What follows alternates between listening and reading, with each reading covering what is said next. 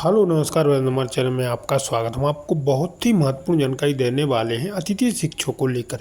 शिक्षा मंत्री जी बार बार संकेत दे रहे हैं अतिथि शिक्षकों को नियमित करने के। ठीक है, बार बार उन्होंने संकेत दिया है अतिथि शिक्षकों को नियमित करने के लिए। तो बीजेपी और कांग्रेस प्रवक्ता का क्या कहना है अतिथि शिक्षकों को लेकर? और अतिथि शिक्षकों को नियमित करना चाहे सरकार तो कर सकती है। कैबिनेट के पास इतना पावर होता है कि अलग से नीति बनाकर अतिथि शिक्षकों को डायरेक्ट भी नियमित कर सकती है। ठीक है, क्योंकि अनुकंपा नियुक्ति वो कर सकते हैं और कई प्रकार की नियुक्ति कर सकते हो, डायरेक्ट नियमित भी कर सकते हैं। ठीक है, इनके पास इतना पावर रहता है कैबिनेट में, ये चाहे तो अतिथि शिक्षकों को डायरेक्ट नियमित कर सकते हैं या गुरुजी की तरह नियमित कर सकते हैं, जिस तरीके से चाहे नियमित कर सकते हैं। ऐसा नहीं कह सकते कि इनके अंदर पावर नहीं, इनके अंदर पावर रहता है। ठीक है फ्रेंड्स, तो मैं पूरी विस्तार से जानकारी देने वाला हूं अतिथि शिक्षकों के नियमितीकरण को लेकर। अतिथि शिक्षक नियमित होंगे कि नहीं होंगे? ठीक है, क्या कहना बीजेपी का और कांग्रेस का और मीडिया का अतिथि शिक्षकों को लेकर, इसलिए आप पूरी डिबेट सुने। अतिथि शिक्षक नियमित होंगे नहीं, इसमें आपको समझ में आ जाएगा कि अतिथि शिक्षक का भविष्य में क्या हो सकता है। ठीक है, तो आप वीडियो में बने रहे, वीडियो पूरा देखें। वीडियो अच्छा लगे तो लाइक और चैनल को सब्सक्राइब जरूर कर लें ऐसे अपडेट पाने के लिए। ठीक रमेश जी, ठीक है, जल्दी से आ जाता हूं मैं योगीराज योगेश जी के पास। योगीराज योगेश जी, देखिए बीजेपी कह रही कि उन्होंने कहा था मैं सोच रहा हूं, उन्होंने वादा थोड़ी किया था। और जिनका वादा किया था कि सैलरी डबल कर दी जाएगी, 5 को 10, 7 को 14, 9 को 18, 50% रिजर्वेशन, सरकारी जो शिक्षकों की भर्ती है उसमें, वो जो वादे किए थे वो भी पूरे नहीं हुए और जो मंशा दिखाई थी वो भी पूरी नहीं हो रही। तो इस बात की क्या गारंटी है कि आज का कोई मंत्री, आज का कोई सीएम, आज का कोई नेता, विधायक, सांसद जो कह रहा है आने वाले समय में दूसरे लोग उसको पूरा करेंगे? सर, ये तो फिर ट्रस्ट का ही डेफिसिट हो जाएगा। आऊंगा मिलन जी, आपके पास भी आ रहा हूं। योगीराज योगेश जी से अभी मुखातिब होते हैं जी। अभिलाष जी, आप ठीक कह रहे हैं जी। और नियमितीकरण या जब भी कुछ कर्मचारियों के लिए खुश करने वाली कभी खबरें आती हैं तो वो चुनाव के साल 6 महीने पहले आती हैं। तो मुझे ऐसा लग रहा है कि अभी 2-3 साल तो और इंतजार करना पड़ेगा अतिथि शिक्षकों को। ये एक फैक्ट है। एक दूसरी बात यह है कि अभी एक दूसरी प्रोसेस सरकार कर रही है कि भर्ती करने के बजाय काट छाट कैसे की जाए, इसका भी एक उदाहरण है।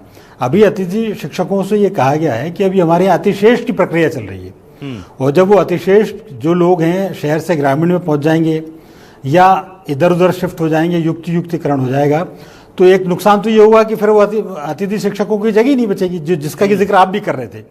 कई अतिथि शिक्षक इसलिए भी बाहर हो रहे हैं कि अब सरकार ये कहेगी साहब वहाँ स्कूलों में वो जगह नहीं, हमने तो भेज दिया यहाँ से आदमी। तो एक ये प्रोसेस भी चल रही है।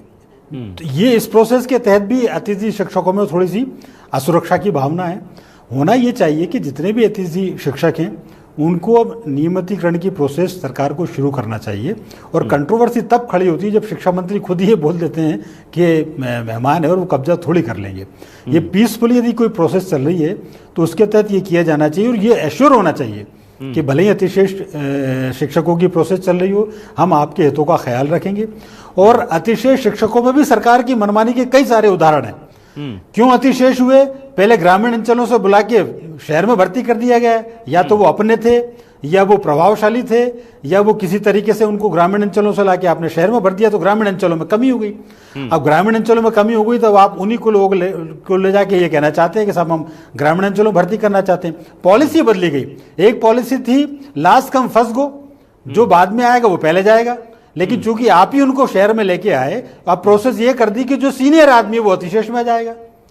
तो बहुत सारी विसंगतियां। अब जो सीनियर जो बेचारे यहाँ पे थे उनको आप ग्रामीण अंचलों में भेज रहे हैं आप, और जिनको ग्रामीण अंचलों से उठा के लाया गया उनको आप यहाँ पे नियमित करना चाहते हैं।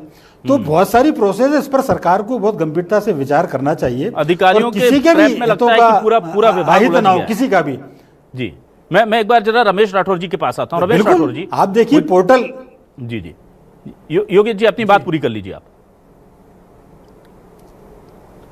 मैं ये कह रहा हूं कि अभी आप पोर्टल भी आप देखेंगे शिक्षा विभाग का, तो उसमें कई जगह ऐसी हैं जहां खाली पोस्ट हैं, वहां ऑलरेडी भरे हुए हैं, और जहां जगह चाहिए वहां भेज नहीं पा रहे हैं। तो बहुत सारी विसंगतियां इसके बारे में हो सकता है विभाग के नुमाइंदे काम भी कर रहे हैं, सरकार भी कर, लेकिन सरकार और शिक्षा मंत्री को इस मामले में बहुत संवेदनशीलता से बरतना चाहिए अपना एक्टिविटी, कि वो जो सीनियर जो यहाँ पे हैं उनका भी अहित ना हो, प्रमोशन भी टाइमली हो जाए। अभी ये भी कहा जा रहा है कि साहब आपको क्रमोन्नति प्रमोशन लेना पड़ेगा, नहीं तो क्रमोन्नति रुक जाएगी। बहुत सारी चीजों पर विचार करना चाहिए सरकार को। ठीक सर, ठीक। रमेश राठौर जी, आपसे जानना चाहता हूं, कितने अतिथि शिक्षक जो पिछले साल तक थे, चुनाव से पहले मतलब, और जब दुआ कबूल, एक वो जोक है ना वो मिट्टू वाला की दुआ कबूल हो गई, अब पूजा पाठ की जरूरत नहीं है, तो चुनाव से पहले कितने अतिथि शिक्षक थे और अभी कितने, जरा ये आंकड़ा आपके पास हो तो बता दीजिए। देखिए, कम से कम 30 से 35 हजार के लगभग अतिथि शिक्षक थे जो चुनाव के पहले थे, लेकिन जब नई भर्ती प्रक्रिया नए सत्र में चालू हुई तो विभाग के अधिकारियों ने क्या किया, एक तो उच्च पद का प्रभार का भी एक मोर्चा खोल दिया, उनकी भी आप उच्च पद का प्रभार दे रहे हैं जहां पद खाली है। दूसरी तरफ आपने अतिशेष की घोषणा कर दी, और अतिशेष किसको बनाया, जो सीनियर है। ये कहीं पे भी नहीं होता कि सीनियर व्यक्ति को अतिशेष माना जाएगा। यदि वहां अतिशेष की थी तो आपने वहां नए लोगों को लेके क्यों आए, ये विभाग की गलती है। आपने अपने चहेतों को अपने कहीं जुगाड़ तुगाड़ लगा के जो लोग नए आए उनको आपने वहां एडजस्ट कर दिया। उस एडजस्ट करने को पूरा फाइनल करने के लिए आपने सीनियर को अतिशेष कर दिया। तीसरा मोर्चा आपने अतिथि शिक्षक का खोल दिया, उसको उस पद पे भर्ती करने की बात कर दी। पद एक है, एक पद है, उस पे उस पद का प्रभाव व्यक्ति भी जाएगा, इधर से अतिशेष भी जाएगा, उधर से अतिथि शिक्षक भी वहां फॉर्म भरेगा, तो आप दोगे किसको? पहले विभाग को अपना पोर्टल सही करना चाहिए। विभाग के अधिकारियों ने पोर्टल सही किया नहीं जान, वो उन्होंने डीओ से और जो प्रिंसिपल उनसे जानकारी मांग के भरी नहीं। पिछले साल की जो आंकड़े उसके आधार पे आप इस बार अतिशेष की पूर्ति कर गए, उसके आधार पे आप अतिथि शिक्षक की भर्ती कर गए, तो पूरी ये जो गलती है विभाग के अधिकारियों की है। उनको पहले एक या तो उच्च पद का रमेश जी, मुझे एक आंकड़ा चाहिए। रमेश जी, मुझे एक आंकड़ा चाहिए।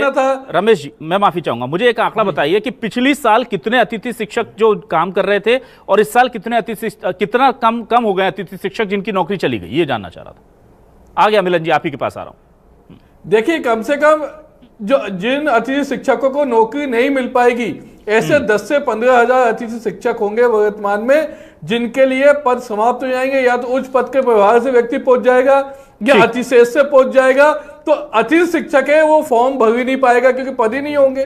जब पद ही नहीं होंगे तो अतिथि शिक्षक भरेगा कहां से? ठीक है सर, ठीक है जी जी। 10 से 15 हजार अतिथि शिक्षक फॉर्म नहीं भर पाएंगे। ठीक है, मिलन जी, आप कुछ कहना चाह रहे थे सर, प्लीज। देखिए अभिलाष जी, चूंकि सत्ता पक्ष से हम संगठन की तरफ से बैठे हैं और मैं आश्वस्त करना चाहता हूँ कि दर्शक के तौर पर अतिथि शिक्षक मध्य प्रदेश के शो भी देख रहे होंगे। अभिलाष जी, सार्थक चर्चा में बात होनी चाहिए, राजनीति से परे होकर होना चाहिए। मैं विश्वास दिलाता हूँ किसी भी अतिथि शिक्षक को ना ही निकाला जाएगा, और जो कॉन्ट्रैक्ट पे उनके साथ जो कॉन्ट्रैक्ट सरकार। मिलन जी की आवाज चली गई है, प्लीज मिलन जी की आवाज दीजिए। मिलन जी, आप मुझे सुन पा रहे हैं? लगता है मिलन जी कुछ तकनीकी दिक्कत हुई है, मैं आपके पास दोबारा लौटूंगा। मैं जल्दी से आ जाता हूं राम पांडे जी के पास। राम पांडे जी, देखिए, एक तरफ तो मैं अभी जो आंकड़ा दिखा रहा हूं, करीब 1275 स्कूल जहां है वहां टीचर ही नहीं है, 6858 है ऐसे स्कूल जहां केवल एक शिक्षक है। तो अगर इन्हीं को जोड़ दूं तो करीब 7-8 हजार तो ये वो स्कूल हैं जहां पर फौरी तौर पर सीधे लोगों को भेजना है, और 1 लाख पद अभी भी खाली हैं। तो अब निकालने का सवाल कहां से पैदा हो जाता है? मुझे तो समझ नहीं आता ये शिक्षा विभाग के अधिकारी कहां से गणित पढ़ के आते हैं कि जब स्कूलों में शिक्षक नहीं है, कई स्कूल एक शिक्षक के भरोसे चल रहे हैं, तो ये निकालने की बात दिमाग में आती कौन सा गणित है इनको जो बताता? भाई आप उसका युक्तियुक्तकरण कर दिए ना कि जहां नहीं है वहां भेजिए, लेकिन निकालने का 1 लाख पद खाली हैं और आप 10 से 15 हजार लोगों को निकाल रहे हैं और फिर कह रहे हैं कि हम नई भर्ती कर लेंगे या हम यहां से भेज देंगे। कैसे हो सकता है पॉसिबल? ट्रांसफर तक तो समझ सकता हूं, लेकिन नौकरी चली जाए कैसे होगा? धोखा दे रहे हैं प्रदेश की जनता को। और आप ये समझ सकते हैं कि यदि शिक्षा व्यवस्था का ये हाल होगा तो फिर देश प्रदेश नहीं सुधर सकता है, क्योंकि जो शिक्षा व्यवस्था